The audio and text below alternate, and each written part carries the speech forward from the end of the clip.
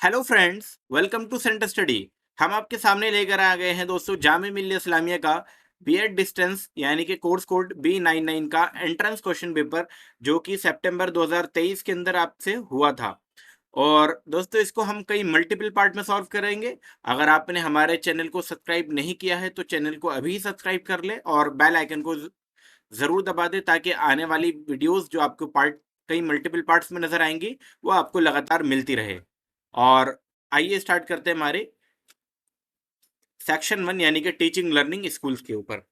पहला क्वेश्चन है दोस्तों, which of the following method can be adopted to enhance problem solving skills. जैसा कि ऑलरेडी आपको मालूम है कि जो डिस्टेंस बीएड का एंट्रेंस क्वेश्चन पेपर है वो आपका सिर्फ और सिर्फ इंग्लिश मीडियम में ही आता है, तो ये टोटल आपका इंग्लिश मीडियम में रहेगा।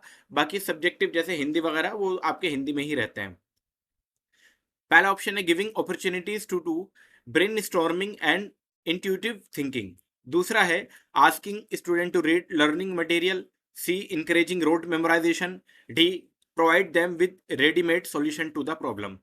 अब हमें ऐसा कोई ऑप्शन ढूंढना होता है जिसमें बच्चा ज्यादा एक्टिव हो, जिसमें बच्चा ज्यादा काम करे। तो रेडीमेड सॉल्यूशन नहीं प्रोवाइड करेंगे, ये तो गलत है। रोड मेमोराइजेशन को तो बहुत स्ट्रिक्टली मना किया गया है। Asking student to read learning material यानी कि सिर्फ लर्निंग मटेरियल को लर्न रीड करने के लिए, ये भी गलत है। तो यहाँ पर सबसे एक्टिव जो होगा giving opportunities to brainstorming. यहाँ पे ब्रेन स्टॉर्मिंग होगा, यहाँ STOR है यहाँ पर, और MING। एंड इंट्यूटिव थिंकिंग, जिसमें बच्चा ब्रेन स्टॉर्मिंग करेगा और आपका इंट्यूटिव थिंकिंग करेगा, ये बेस्ट ऑप्शन हो जाएगा, ऑप्शन नंबर ए।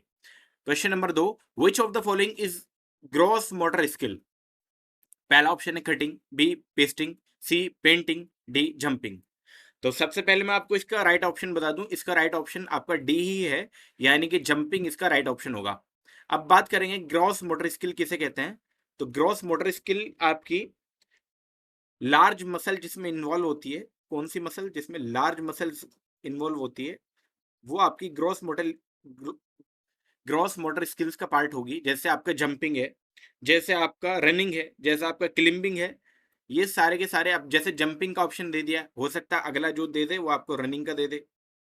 ठीक है, रनिंग के बाद आपको क्लिम्बिंग का ऑप्शन दे दे, चढ़ने का। तो यहाँ पे बड़ी जो लार्ज मसल्स है वो यूज होती है।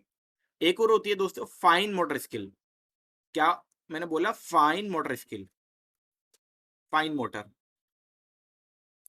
अब ये जो कटिंग है, पेस्टिंग है, पेंटिंग है, ये आपके फाइन मोटर स्किल का एग्जाम्पल है। तो ये भी आप ध्यान रखेंगे, फाइन मोटर स्किल का भी क्वेश्चन आपसे पूछा जा सकता है।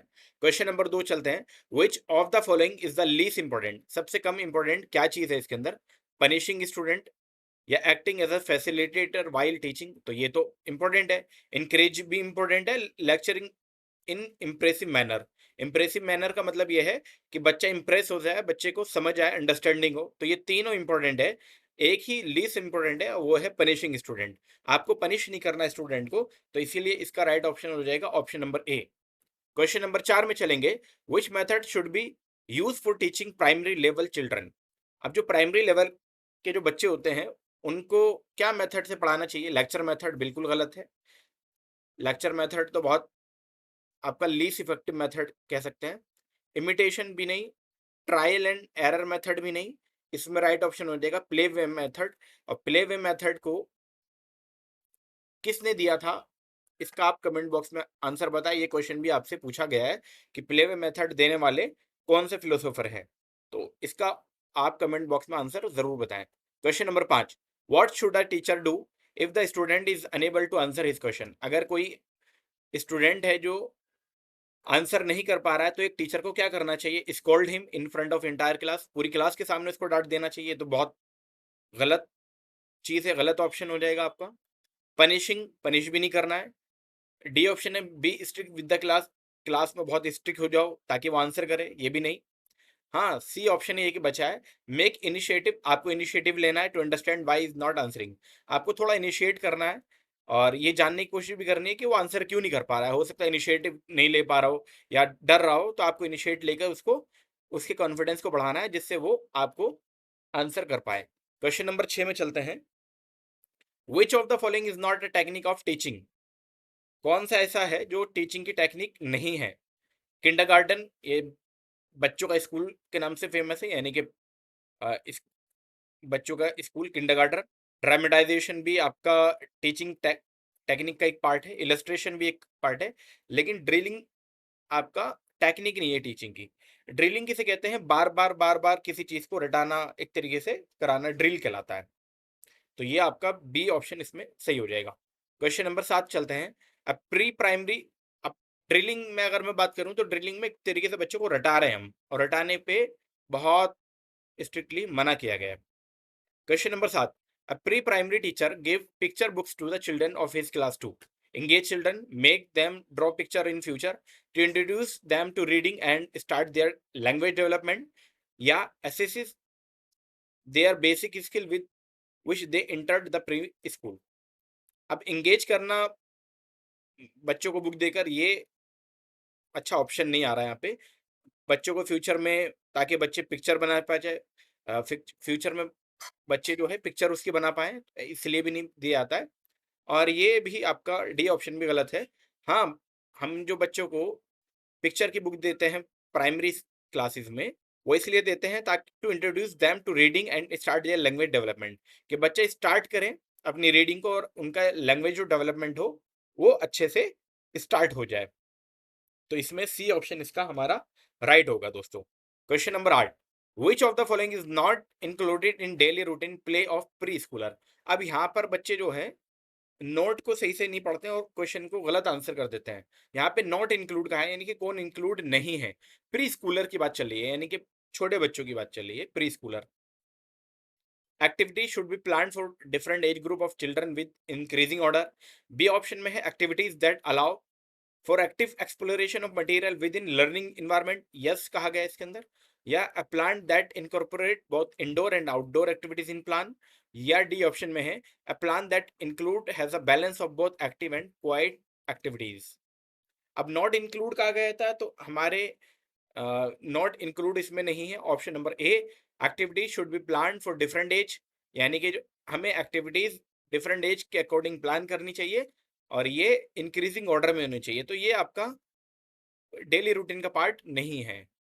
ठीक है, क्वेश्चन नंबर 9 में चलते हैं।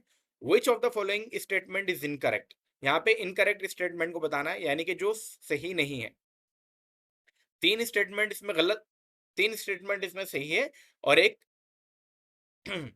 एक गलत है, इज इनकरेक्ट। तो इनकरेक्ट है कौन सी, वो बतानी है। पहला ऑप्शन में है trips are an invaluable part of learning, they give children a first hand experience, yes. और दूसरे ऑप्शन में है, बी ऑप्शन में, the educator must know when to direct children activities and when to remain in the background. C option में है दोस्तों, the teacher need not be particularly sensitive to method of and expression of children. या D option में है, if you build an activity around what interests of children, the they, the activity will be just appropriate to their needs and abilities। तो ninth में हमारा जो right option बनेगा वो option number सी बनेगा। ये स्टेटमेंट गलत है, क्योंकि the teacher need not be particularly, यहाँ पे नीड नॉट कहा गया था, यानी कि जो टीचर है वो बच्चों के मूड और एक्सप्रेशन के अकॉर्डिंग नहीं सेंसिटिव होगा, ये नहीं पढ़ाएगा, इस तरीके से यहाँ पे मीनिंग निकल रहा है। और ये गलत है, क्योंकि बच्चों के मूड के ऊपर सारी चीजें निर्भर करती है। Question number 10, a primary task of teacher is to. पहला ऑप्शन है promote habit of conformity among student to demand and expectation of elders। B option में है teach the prescribe syllabus. C option में है provided diagnostic aid wherever required. D option में है stimulate and guide student learning. तो दोस्तों हमारा जो डी ऑप्शन है वही इसमें राइट ऑप्शन हो जाएगा, stimulate and guide student learning. Primary task यही होता है कि हम बच्चों को गाइड करें और उनको स्टिमुलेट करें, उनको शुरुआत दें बच्चों को। Question number 11, which of the following Greek philosopher believed that knowledge is acquired through learning and experience? कौन सा ग्रीक फिलोसोफर है जो ये कहते हैं कि knowledge is acquired through learning and experience? जो नॉलेज है वो लर्निंग एंड एक्सपीरियंस से ग्रहण की जा सकती है। पहला ऑप्शन है गैलीलियो, बी ऑप्शन में है एरिस्टोटल, सी ऑप्शन में आर्किमिडीज, डी ऑप्शन में है प्लेटो। तो 11th में जो राइट ऑप्शन है वो कहा था आपका ये कहा था ग्रीक फिलोसोफर एरिस्टोटल ने। तो बी ऑप्शन इसमें दोस्तों हमारा राइट ऑप्शन होगा। क्वेश्चन नंबर 12 में चलते हैं। Intelligence can be defined as, अब इंटेलिजेंस की डेफिनेशन आपसे पूछी गई है।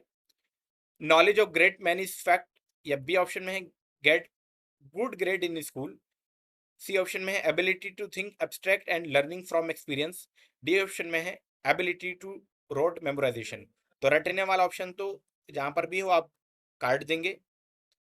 नॉलेज ग्रेट मैन्युफैक्ट की नॉलेज रखना, यानी किसी ग्रेट चीज़ों की नॉलेज रखना, ये भी इंटेलिजेंस की एक मेजरमेंट नहीं है, इंटेलिजेंस को नहीं दिखाता है। और अच्छे मार्क्स पा लेना, ये भी ग्रेट इंटेलिजेंस आपका अच्छा हो, ये भी नहीं दिखाता है। हाँ, सी ऑप्शन इसमें हमारा राइट ऑप्शन बनेगा 12वें में, यानी कि ability to think abstract learning from experience. आपको आप अपने एक्सपीरियंस से सोचने समझने की शक्ति को बढ़ाना है। क्वेश्चन नंबर, यानी कि सोचने समझने की शक्ति अगर आपके अंदर है और एबिलिटी है तो आप इंटेलिजेंस हैं, तो इंटेलिजेंस आपके अंदर है, इंटेलिजेंट आप कहलाएंगे। 13, the most important indicator of quality education at a school is, most important कहा गया है, यानी कि इसमें बाकी भी इंपॉर्टेंट है, लेकिन सबसे ज्यादा अप्रोप्रिएट आंसर देना है, बेस्ट ऑप्शन सुटेबल आंसर देना हमको यहाँ पे। पहला ऑप्शन में है स्कूल इंफ्रास्ट्रक्चर, तो ये भी इंपॉर्टेंट है, लेकिन यहाँ पे मोस्ट इंपॉर्टेंट कहा गया है अचीवमेंट लेवल ऑफ स्टूडेंट, या number of teacher in school, या टीचिंग एड इन स्कूल। देखिए सारे ही इंपॉर्टेंट है, लेकिन मोस्ट इंपॉर्टेंट क्या है? मोस्ट इंपॉर्टेंट है आपका अचीवमेंट लेवल ऑफ स्टूडेंट, बच्चे कितना अचीव कर पा रहे हैं, ये मोस्ट इंपॉर्टेंट है एक स्कूल के लिए, क्वालिटी ऑफ एजुकेशन के लिए। क्वेश्चन नंबर 14, अगर दोस्तों यहाँ पे आपका मोस्ट इंपॉर्टेंट ना होता, कहता इंपॉर्टेंट इंडिकेटर और all of the above answer option भी होता, तो all of the above answer आपका हो जाता। 14 में चलते हैं। The main M of education is development of cognitive skill, personality, good citizen, या आपका सोशल स्किल्स।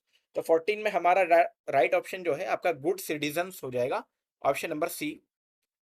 यानी कि एजुकेशन का जो मेन मकसद जो है डेवलपमेंट का, वो यही है कि आपको अच्छे शहरी शहरी नागरिक बनाना है, गुड सिटीजन बनाना है।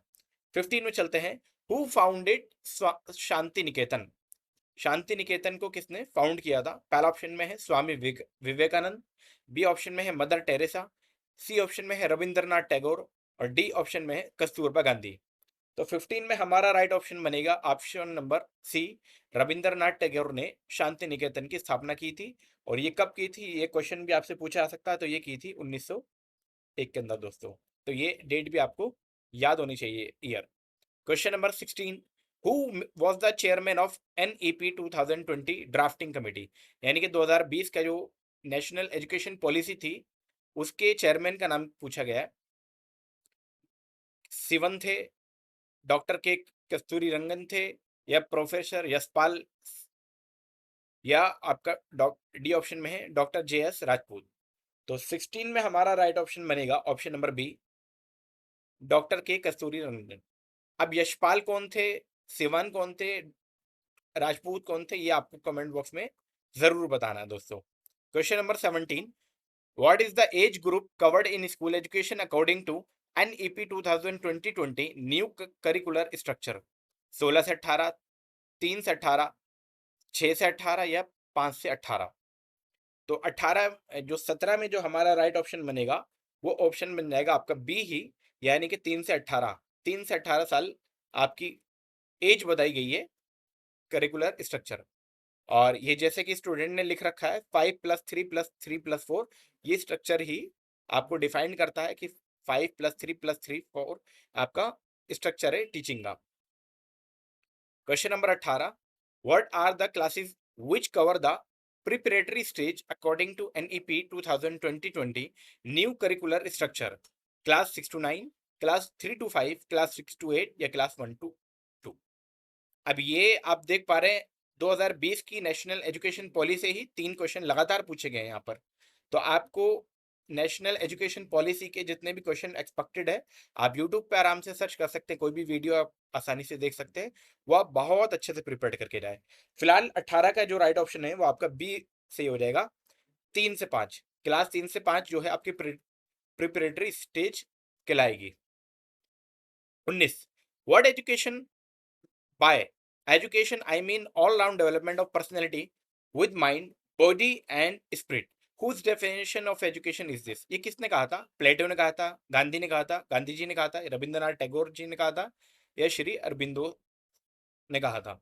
तो 19 में हमारा राइट ऑप्शन बनेगा ऑप्शन नंबर बी, ये कहा था गांधी जी ने। 19 के बाद 20, need of parent teacher association यानी कि पीटीए जो मीटिंग की जाती है स्कूल के अंदर, इसकी फुल फॉर्म, पीटीए की फुल फॉर्म आपकी पेरेंट टीचर एसोसिएशन कहलाएगी। टू रेज टीचर सैलरी, कि भाई टीचर की सैलरी बढ़ जाए, इसलिए तो नहीं की जाती है। To pay respect of headmaster, कि हेडमास्टर को रेस्पेक्ट दिखा, ये भी नहीं। To solve problem of society, society की प्रॉब्लम को सॉल्व करने के लिए टीचर पेरेंट टीचर की मीटिंग नहीं कराई जाएगी, जबकि हालांकि क्यों कराई जाएगी कि बच्चों की प्रॉब्लम को सॉल्व कर पाए, to solve the problem of student. तो सी ऑप्शन इसमें सही होगा। Absentees can be tackled by teaching, giving reward, contacting the parents, punishing punishment. अब एब्सेंटीज्म का मतलब यह है कि बच्चे, एक कोई बच्चा है जो लगातार एब्सेंट चल रहा है क्लास के अंदर या नहीं आ रहा है, तो इसके लिए क्या किया जाएगा कि भाई टैकल्ड किया जाएगा टीचिंग के जरिए, कि पढ़ाते रहेंगे हम, ऐसा नहीं है। उस बच्चे को रिवार्ड देंगे, अवार्ड देंगे एक तरीके से, रिवार्ड देंगे ये भी नहीं, पनिशमेंट देंगे ये भी नहीं।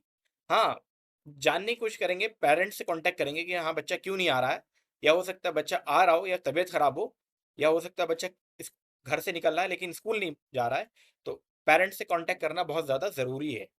Question number 22, how would you make your student independent? आप अपने स्टूडेंट को कैसे इंडिपेंडेंट बनाओगे? पहला ऑप्शन है ignoring their petty fight, B option में है solving their problem for them, C giving order and expecting obedience, D giving responsibility to everyone. अब इंडिपेंडेंट की बात कर रहे हैं कि हम इंडिपेंडेंट कैसे बनाएंगे।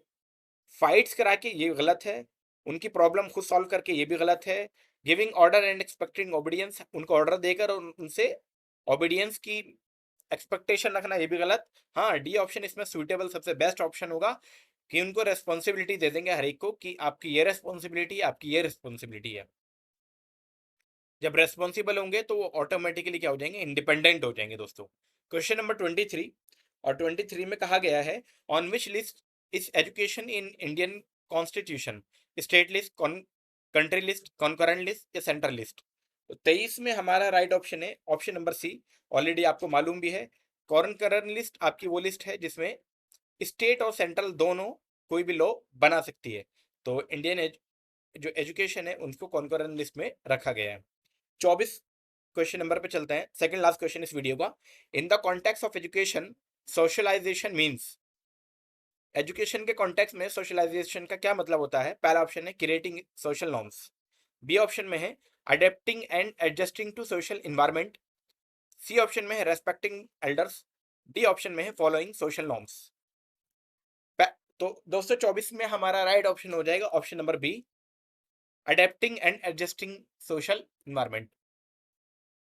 यानी कि यहाँ पर सोशलाइजेशन का मतलब पूछा गया था, तो adapting and adjusting to social environment, जहाँ पे आप रह रहे हैं वहाँ पे एडजस्ट करना और अडेप्टिंग करना ही सोशलाइजेशन आपका कहलाएगा एजुकेशन के मामले में। क्वेश्चन नंबर 25 दोस्तों, the most important characteristic of open book examination system is, यानी कि सबसे बहुत अच्छा क्वेश्चन है कि आपका सबसे मोस्ट इंपोर्टेंट कहा गया है ओपन बुक एग्जामिनेशन का क्या कैरेक्टरिस्टिक्स है। ओपन बुक एग्जामिनेशन की शॉर्ट फॉर्म होती है OBE, OBE इसकी शॉर्ट फॉर्म होती है। तो मोस्ट इंपोर्टेंट कैरेक्टरिस्टिक, पहला ऑप्शन है student become serious, student serious हो जाए, ये इंपॉर्टेंट मोस्ट इंपोर्टेंट नहीं है यहाँ पर। तो इम्प्रूव स्टूडेंट अटेंडेंस, इम्प्रूव करना, ये भी गलत हो जाएगा। सी और डी ऑप्शन में बच जाएगा, इट रिड्यूस एग्जामिनेशन एंजाइटी या it compels student to think. तो इसमें जो मोस्ट इंपोर्टेंट कैरेक्टरिस्टिक्स है वो आपका ऑप्शन नंबर डी हो जाएगा दोस्तों। ऑप्शन नंबर डी का मतलब है to it compels student to think. जब स्टूडेंट थिंक करेगा तो वो क्या करेगा, आपका कंसेप्चुलाइजेशन करेगा, और क्या करेगा, आपका रियल वर्ल्ड से सिचुएशन को कनेक्ट करेगा, साथ ही साथ रीजनिंग भी अप्लाई करेगा, और जितने भी स्किल्स हो सकती है हाई लेवल स्किल्स, वो सारी की सारी सोचने पे अपनी लगा देगा। और यही ओपन बुक एग्जामिनेशन का मोस्ट इंपोर्टेंट कैरेक्टरिस्टिक्स आपके सामने है। तो ये टोटल 25 क्वेश्चन थे दोस्तों जो आज की वीडियो में हमने कवर किए। ये टोटल टीचिंग एप्टीट्यूड के 25 क्वेश्चन थे। अगर आपको किसी क्वेश्चन में डाउट लगता है तो आप हमें कमेंट बॉक्स में कह सकते हैं। और अगर आपने हमारे चैनल को अभी तक सब्सक्राइब नहीं किया है तो चैनल को ज़रूर सब्सक्राइब कर ले और बेल आइकन को भी ज़रूर दबा दें ताकि आने वाले और पार्ट जो हैं आपको लगातार मिले और जितनी भी नोटिफिकेशन है आपकी जामिया बीएड से रिलेटेड, डिस्टेंस बीएड से रिलेटेड आपको लगातार अपडेट आपके सामने मिलता रहे। वीडियो में लगातार बने रहने के लिए आपका बहुत बहुत शुक्रिया।